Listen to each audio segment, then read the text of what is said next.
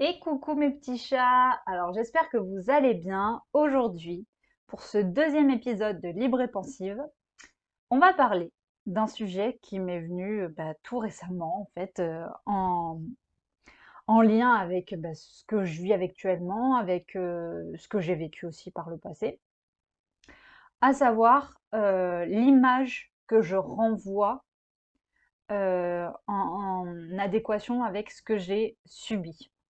Vous allez comprendre tout au long du podcast. Donc, vous n'êtes pas sans savoir que j'ai publié mon livre, hein, j'en ai parlé un peu sur tous les réseaux, sur Insta, sur Thread, sur TikTok, enfin voilà, j'en ai parlé sur tous mes réseaux. Et en fait, ce livre, je vous l'ai dit déjà, voilà, je fais une petite aparté sur mon livre, c'est pas seulement une manière pour moi de me libérer, de faire une thérapie, parce que c'est un livre thérapeutique en fait, c'est aussi une façon de vous aider, de vous donner des conseils, de vous partager mon expérience de manière à ce que à ce que vous vous sentiez moins seul s'il y en a justement qui sont dans la même situation que moi ou qui ont rencontré le même genre de problème, le même genre d'épreuve. Et en fait, dans ce livre, je suis vraiment authentique. C'est-à-dire que je ne cache rien, je dis la vérité, je mets mes émotions et mes sentiments à chaud, mais vraiment, hein, voilà. Après, il y a quelques retours en arrière, voilà. Mais il y a des passages dans le livre où j'écris vraiment au jour le jour, quoi. Donc vraiment, il n'y a pas plus authentique que ça. Et en fait, dans ce livre, ce qui est en lien avec le sujet du podcast d'aujourd'hui, c'est que je dis en gros l'image que je renvoie. En fait, dans ce livre, euh, c'est vraiment la Émilie authentique. Comme d'ailleurs, je vois pas pourquoi, mais même sur les réseaux, je suis authentique aussi. Hein. Je vais pas vous dire que je suis plus authentique dans le livre que sur les réseaux. C'est la même chose. Hein. Moi, je fais pas semblant, quoi. Mais dans ce livre, je rentre un peu plus dans les détails.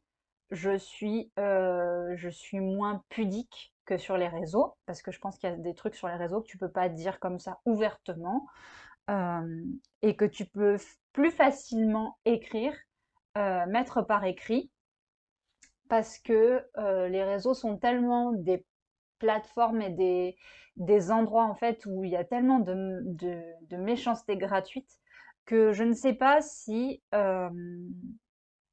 j'avais parlé de certaines choses, si la pilule serait mieux passée, disons, voilà, FaceTime plutôt que par écrit. Voilà. Donc, après, si vous avez des questions sur tel ou tel sujet, pour ceux qui vont le lire, pour ceux qui l'ont acheté et tout ça, ou même pour ceux qui, voilà, qui ont lu la quatrième de couve avec le résumé, si vous avez des questions, j'y répondrai dans la mesure du possible, hein, parce qu'après, je me laisse aussi le choix de ne pas répondre à tout.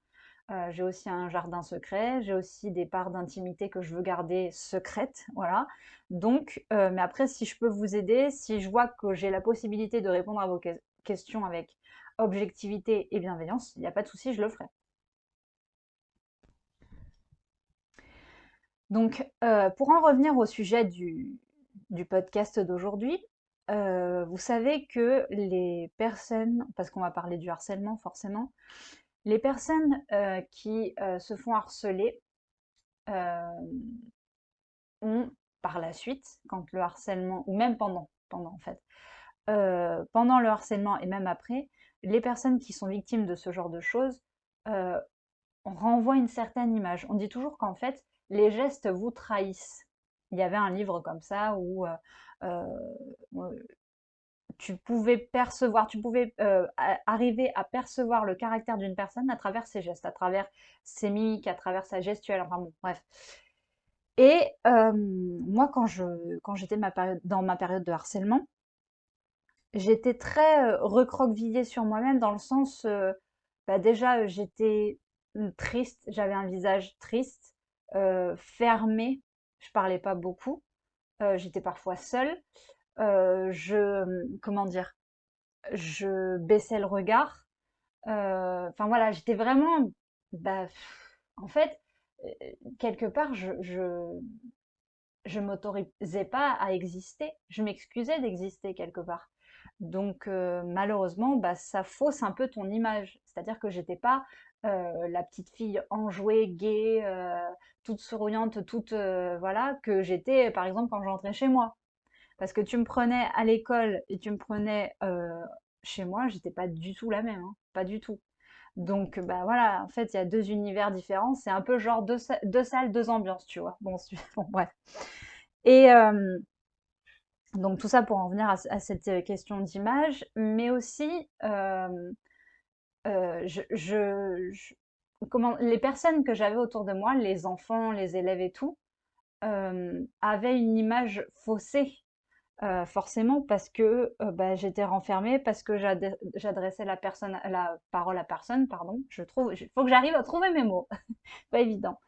Et, euh, et je pense que c'est pour ça aussi que bah, les gens voulaient pas trop, euh, comment dire, ils se posaient des questions sur moi, parce que j'étais souvent seule et que la solitude, ça attire des questionnements, ça attire de la curiosité, ça attire beaucoup de choses pas forcément très gentilles.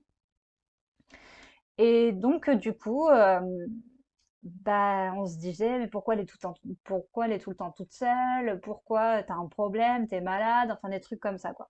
Les gens ont commencé à t'inventer une vie, à répandre des rumeurs, enfin, des trucs un peu insensés. Et voilà. Et je me rappelle qu'un jour, mais bien après, hein, bien après, j'ai eu une conversation avec ma tante un jour qui me disait, quand on ne te connaît pas, on peut penser que tu es imbu de ta personne, que tu es prétentieuse, que tu es vraiment fière en fait. Parce que tu dis, enfin, t'oses pas parler aux gens, tu dis pas forcément bonjour à tout le monde. C'est pas une question qu'en fait je ne voulais pas, c'est que je ne, comment dire, j'arrivais pas à briser la glace avec certaines personnes, ce qui fait que les gens pensaient que j'étais fière, que j'étais une personne vraiment hautaine, sans valeur, et je passais pour une fille que je n'étais pas. Parce que j'étais mal à l'aise, parce que j'étais dans une période de mal-être et que bah, forcément ça fausse un peu l'image que les gens ils avaient de moi. Ils ne connaissaient pas la vraie Émilie, la vraie fille bah, que j'étais tout simplement à l'intérieur, quoi, celle qui était sensible, gentille, enfin voilà, gentille, simple, enfin voilà quoi, toute simple, avec des valeurs, avec bon, sincère et tout quoi. Et elle me dit ça. Et je me dis, mais c'est pas possible que les gens ils pensent ça de moi, en fait, c'est pas possible. Elle me dit, bah oui, mais moi je connais ton histoire, je connais ton passé, donc forcément, moi je sais que t'es pas comme ça, je sais que bon, d'ailleurs c'est quelque chose que j'aborde dans mon livre. Mais les gens, les autres autour de toi, ils le savent pas, ils ne connaissent pas ta vie. Et je pense qu'en fait, c'est l'une des raisons aussi pour lesquelles j'ai écrit Le Cri, c'est que je me suis dit, je voudrais que les gens ils comprennent pourquoi je suis comme ça aujourd'hui, pourquoi j'ai des faiblesses, pourquoi j'ai des terrains où je me sens un petit peu plus faible, mes faiblesses, enfin voilà, mes défauts, enfin, parce qu'on a tous des défauts, moi la première. Et je pense que j'ai été forgée par tout ça, par toutes ces expériences. Et ce qui fait que bah, je me suis construit une image qui n'est... En fait, j'ai fait comme j'ai pu à une certaine époque. J'ai fait comme j'ai pu, j'ai construit une espèce de muraille autour de moi, une espèce de rempart. Et en fait, c'était vraiment quelque chose qui était infranchissable. Et ce qui fait que les gens, bah, en fait, n'avaient vraiment pas conscience de la fille que je pouvais être bah, à l'extérieur du cadre scolaire et que, enfin voilà, j'étais tout sauf une personne narcissique, sauf une personne méchante, imbue d'elle-même, enfin tout, voilà, je ne suis vraiment pas ce genre de choses. Mais de l'extérieur, apparemment, je passais pour une fille enfin, prétentieuse, limite un peu aussi superficielle, enfin bon, voilà, c'était un peu l'image qu'on me collait, quoi. En fait, l'image que les gens ils avaient de moi à cette époque, soit c'était elle est prétentieuse, elle est imbue d'elle-même, elle est trop fière, enfin voilà, pour qui elle se prend, elle se la pète et tout. Ou alors, on était vraiment à l'extrême opposé. Les gens me disaient beaucoup, mais toi t'es trop gentil, tu te laisses trop faire, de toute façon on peut te dire n'importe quoi, tu diras jamais rien, voilà. Mais il n'y avait pas ce juste milieu de elle est gentille, elle est cool, enfin voilà, elle se prend pas la tête, enfin c'est une personne sincère et tout. Non, il n'y avait pas. Soit on m'aimait pas du tout, mais alors vraiment pas du tout. Ou soit comment dire? J'étais associée à cette image de petite créature, faible, heu, faible, sans enfin voilà, sans comment dire? Qui n'était pas capable de riposter, de se défendre toute seule, enfin voilà, il n'y avait pas de juste milieu, malheureusement. Et donc du coup, je pense que le jour où ma tante, elle m'a dit que je passais pour une fille superficielle et tout, je pense que quelque part, elle a réveillé en moi, ce truc de me dire: «Bah ouais, mais non, je suis pas comme ça, en fait». J'ai pas envie de passer pour ce j'ai pas envie d'avoir cette image auprès des gens parce que, bah, déjà parce que c'est pas la vérité, de une, parce que je voudrais que les gens ils comprennent que, si j'ai cette image-là aujourd'hui, si je renvoie cette image, ce qui est inconscient, hein, c'est totalement inconscient, bah, c'est parce que j'ai subi des choses graves. Je dis pas que je suis, parfaite, que j'ai fait les bons choix dans ma vie, mais j'ai pas demandé non plus à subir tout ce que j'ai subi. Donc voilà, si je me suis, comment dire? Si je me suis repliée sur moi-même un petit peu, si j'avais cette image de la fille, seule, solitaire, un peu, pas sauvage, mais je dirais un peu, comment je pourrais dire ça? Bah, qui malheureusement préfère, heu, qui préfère, passer pour une victime.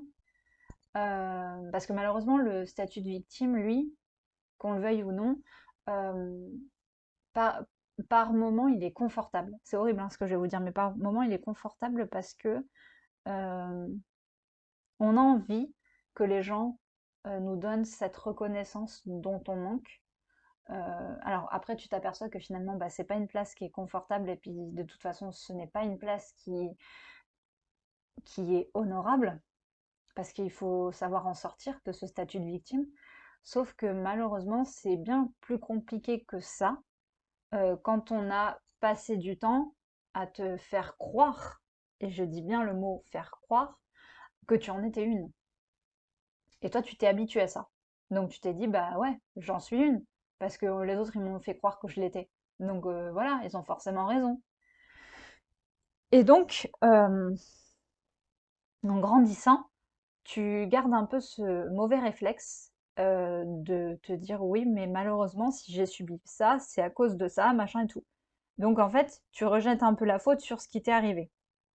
C'est dur pour moi de vous dire ça, mais vraiment beaucoup, parce que bah, j'ai tendance parfois à me dire oui, mais si j'ai certaines faiblesses, c'est à cause de ça et tout. Je remets beaucoup le passé en cause en fait. J'arrive pas à sortir de ce passé. J'arrive pas à me dire mais tu mérites mieux que ça, laisse le passé là où il est, fais-en table rase et avance quoi. Alors non, parce que finalement j'avance, parce que je prends les choses en main, parce que je fais beaucoup de démarches, parce que je me débrouille toute seule, parce que j'ai fait des progrès, parce que je suis sortie de pas mal de choses, mais euh, quelque part je suis encore, euh, j'ai du mal à quitter en fait la place que les gens m'ont donnée dans le passé. Il y a la petite, en fait il y a quelques temps j'ai fait un exercice sur Insta avec c'était un réel où en fait, c'était une tendance, il fallait, parler à la petite, soi. Donc moi, je me suis dit que j'allais parler à la petite moi, de qui a 8 ans, la petite Émilie de 8 ans. Et la petite Émilie de 8 ans, en fait, c'est celle qui a commencé à se faire harceler. Ça a commencé quand j'avais 8 ans. Et à cette époque-là, bien avant que tout cela commence, en fait, j'étais vraiment pas, je vous dis, je suis passée de la petite fille enjouée, gaie, rigolote, qui chantait tout le temps, qui dansait tout le temps, à la petite fille renfermée, qui pleurait, qui se posait des questions, qui se disait mais pourquoi je leur plais pas, pourquoi j'arrive pas à me faire des copains, pourquoi ils veulent pas jouer avec moi, pourquoi ils me disent ça, pourquoi on me regarde de travers, pourquoi on veut pas s'approcher de moi, pourquoi on dit que voilà quoi. Et je pense que non seulement je donnais une image faussée aux autres, mais quelque part, j'ai faussé aussi l'image que j'avais de moi, en fait. Parce qu'il y a une période où j'avais totalement confiance en moi. Je vous dis, jusqu'à mes 8 ans, j'avais pas de problème de confiance en moi, pas de problème d'estime de moi. Non, tout roulait, hein, je veux dire, non, non, j'étais, enfin voilà, j'étais une petite fille gaie, enjouée, voilà, je le vois même sur les vidéos que ma mère, elle a fait de moi, parce que quand j'étais petite, enfin quand, nous étions petites avec ma sœur, ma mère, elle nous filmait beaucoup. Et elle nous filmait en train de danser, en train de jouer, tout, enfin voilà, c'était hyper gai quoi comme atmosphère. Elle jouait avec nous, on dansait, enfin bon, on était bien quoi, des petites filles heureuses, qui n'ont jamais manqué d'amour, qui n'ont jamais manqué de, voilà, hein, je veux dire, bon. Et vraiment, je suis passée d'un extrême à un autre, quoi. Et cet extrême, bah, a changé, a bouleversé en fait l'image que j'avais de moi. Je suis passée de la petite fille, ouais, j'ai confiance en moi et tout, machin, tout va bien, tout, à je suis qu'une merde et, et voilà quoi. Donc, quelque part, j'ai faussé aussi l'image que j'avais de moi-même. Donc, en fait, tout a changé. Du jour au lendemain, ça a été vraiment. Et c'est parti d'un événement vraiment banal, quoi. C'est ça le pire. C'est que des fois, tu vois pas arriver le truc. Tu vois pas arriver le harcèlement, ça se développe du jour au lendemain. C'est pas un truc qui se fait. Voilà, je dirais pas que c'est progressif. En fait, c'est les premières rumeurs, les premières tacles, les premiers mots, les premiers. Puis après, en fait, ils se mettent à plusieurs. Ça part d'une personne, puis après, il va en parler à d'autres personnes, puis ça, ça devient, ça grossit, grossit, voilà, et puis ça devient comme une espèce de, enfin voilà, c'est un effet de masse, quoi. C'est bon. Et, et voilà, et ils sont arrivés à fausser l'image que j'avais de moi, en plus de l'image que je renvoyais. Donc, bah, voilà, en fait, je suis tombée dans un truc et en fait, après, cette image ne m'a jamais quittée. Et encore aujourd'hui, même si j'ai fait quelques progrès, hem, j'ai pris un peu en caractère. Je renvoie l'image d'une femme, combative, c'est ce que vous me dites sur les réseaux, hein, résiliente, qui n'abandonne pas. Parce j'ai mes moments de faiblesse, hein, je veux dire, il y a des moments où je suis à 2 doigts de me dire: «Ouais, non, j'en peux plus, quoi». J'en peux plus parce que bah, la fatigue se fait trop ressentir, parce que la fatigue mentale ça existe, la fatigue émotionnelle ça existe, et que même si c'est pas le physique et que c'est le mental des fois il passe au-dessus du physique et tu deviens une loque quoi. Enfin bon, peut-être pas une loque, mais pas loin quoi. Donc bah c'est compliqué. Et, donc du coup, même si je renvoie cette image de la fille plutôt positive sur les réseaux, j'ai des gros, gros moments de bad mood. Il y a eu des périodes là, récemment, où pendant tout un mois, je me suis dit, purée, mais c'est pas possible quoi. Pas de créativité, pas d'envie, pas d'énergie, pas de. Enfin voilà, j'étais vraiment pas bien. Et les gens, comment dire, n'oubliez pas qu'on vous dit tous, enfin, seulement ce que l'on veut vous dire sur les réseaux. On ne vous dit pas tout, et c'est bien normal. Mais voilà, il y a des périodes où il faut pas croire que c'est parce qu'on affiche un sourire sur les réseaux que tout va bien, hein. Parce que afficher un sourire sur les réseaux, ça dure 2 secondes, et puis après, une fois que tu as fermé ton téléphone ou fermé la caméra, tu peux aller pleurer, hein.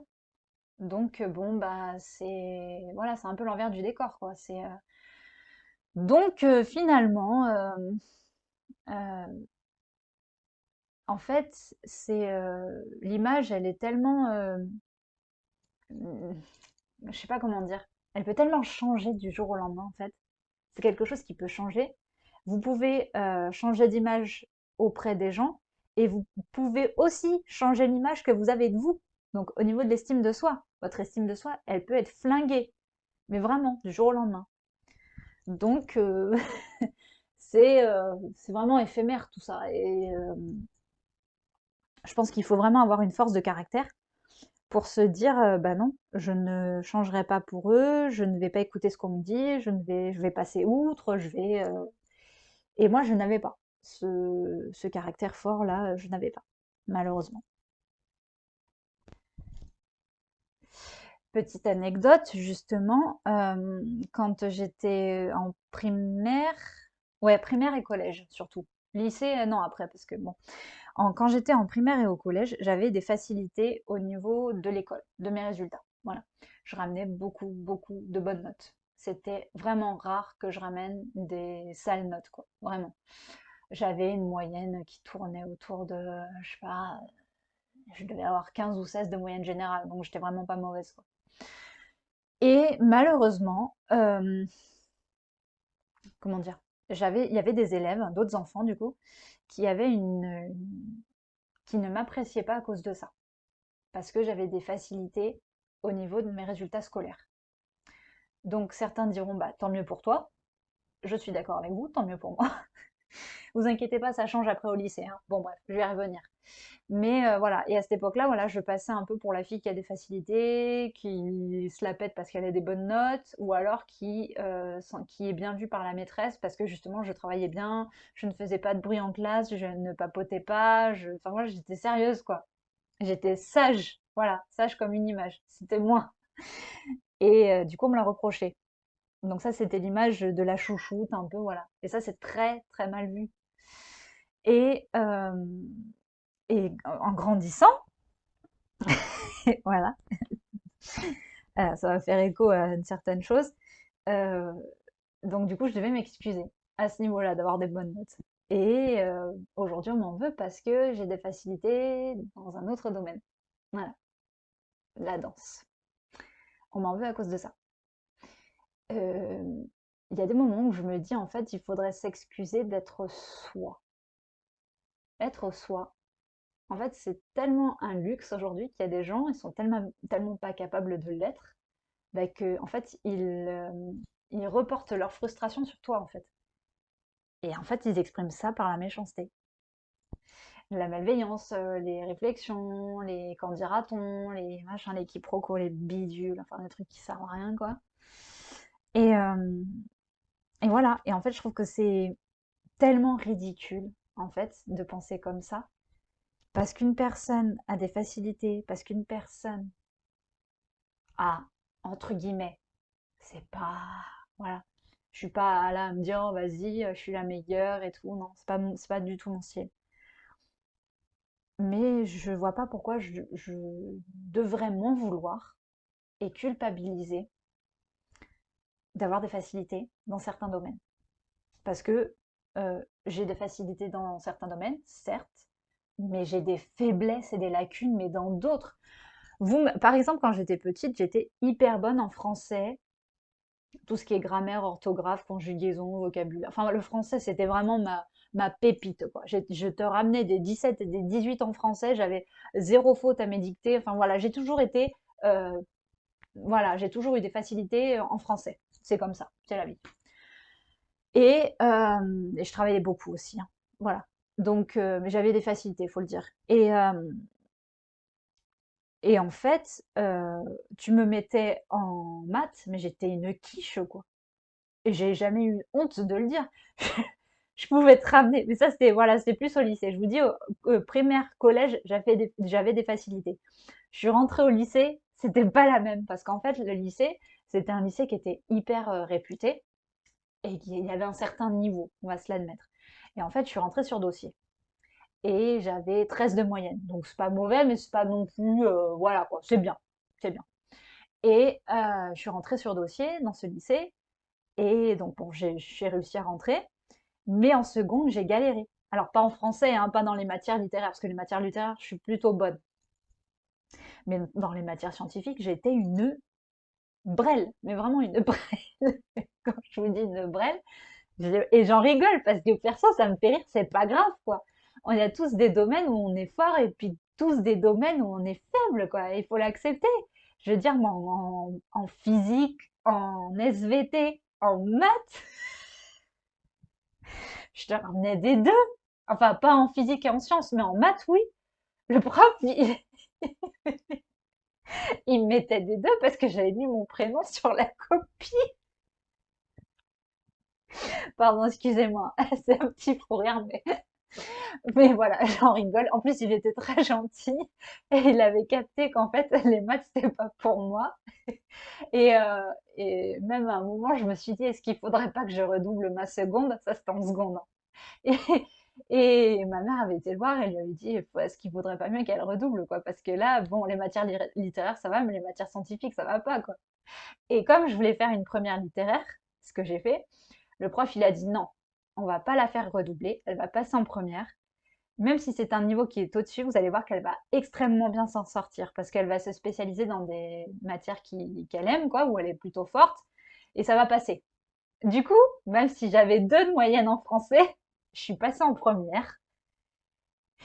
Et il faut que je m'arrête de rigoler quand même. Et donc, bah, en fait, il avait tout à fait raison, c'est-à-dire que je suis rentrée en première, j'ai travaillé, et bah voilà, j'ai eu ma première. Après je suis passée en terminale, j'ai eu mon bac. Voilà, donc finalement, euh, faut pas croire que parce que quelqu'un a des lacunes dans une matière, bah c'est pas pour autant elle peut pas être bonne dans d'autres matières, quoi. Et donc, voilà, c'est comme quoi faut pas ça. Tu vois, en fait, les apparences, c'est ça, en fait, le sujet de ce podcast, c'est les apparences. C'est-à-dire que une personne ne renvoie pas forcément une vraie image d'elle. Et voilà, une personne a des faiblesses, une personne a des défauts, une personne a des comment dire, des qualités, une personne a des défauts, une personne a un vécu, une personne peut avoir affronté des choses graves, et en fait, toute son identité, elle se construit autour de ça. Et il faut pas la rejeter, enfin, comment dire, il faut pas se dire: «Ouais, bon, celle-là, elle passe pour ça et tout», parce que malheureusement, quand tu creuses un peu plus, quand tu apprends à connaître les gens, tu te rends compte que, bah, malheureusement, le passé, des fois, il rentre bien en compte, quoi. Et le passé fausse l'image des gens. Parce que les personnes sont blessées, parce qu'elles ont des blessures émotionnelles très, très puissantes et très intenses. Et voilà, et c'est pour ça que moi, à chaque fois que je rencontre quelqu'un, bon, je rencontre pas trop de personnes parce qu'avec la phobie sociale, mais par exemple dans le domaine de la danse, j'ai rencontré des femmes euh, qui sont très bienveillantes, en fait. Elles arrivent là, je parlais l'autre jour avec une fille à la danse, et on arrive toutes le mercredi et on est là à se dire, mais on se prend pas au sérieux, quoi. On fait ce qu'on aime, c'est notre moment de détente, on travaille, on est sérieuse, mais on n'est pas là à se mettre à être hyper sérieuse, quoi. On n'est pas coincé, quoi. Je veux dire, c'est pas bon. Et voilà. Et en fait, c'est ça qui est hyper important, en fait, c'est tu peux passer pour quelqu'un comment dire, te renfermer, de hyper coincé, parce que moi, on m'a déjà dit que j'étais coincée, hein, parce que il y a des choses que je fais pas et que c'est pas normal. Style, je ne bois pas, je ne fume pas, et ben les gens ils se disent: «Oh là là, celle-là, dis donc, on doit se faire chier avec elle, hein». Ça aussi, c'est un truc, bon. Mais ça, c'est un autre sujet de podcast, hein, vous irez voir. Mais voilà, en fait, les gens se prêtent beaucoup d'attention aux apparences et ils cherchent très rarement à creuser. C'est ça qui est malheureux à notre époque, c'est que les gens ne cherchent pas à connaître réellement une personne, à se poser et même sans être curieux, tu vois, mais à vouloir passer du temps avec la personne, à se dire: «Purée, en fait, cette fille-là, même sous ses apparences, mais c'est une fille bien, en fait». C'est juste, bah, qu'elle a rencontré qu'elle a eu des personnes pas forcément très gentilles avec elle, et que bah, du coup, voilà, elle a fait comme elle a pu à une certaine époque, et que bah, malheureusement, cette image la suit toujours, et voilà, quoi. Donc, bon, je pense qu'en fait, il faut un peu réfléchir euh, avant de tirer des conclusions sur les gens, en fait, je pense.